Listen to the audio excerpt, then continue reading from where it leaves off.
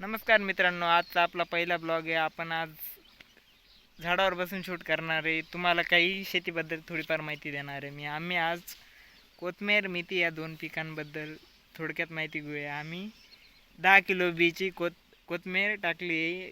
कमीत कमी 15 दिवसच्या आसपास होत आले. आणि हा माझा भाऊ तो बारे देत आहे. मी झाडावर बसून त्याची गंमत बघत आहे. चांगला काही नाही, चांगली शेती करणार त्याच्याबद्दल असं.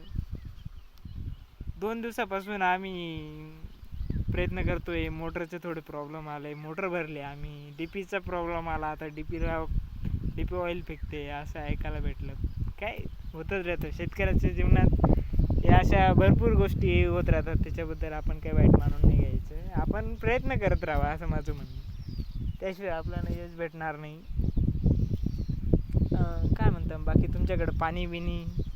आमच्याकडे सध्या पाण्याची खूप वाईट परिस्थिती आहे.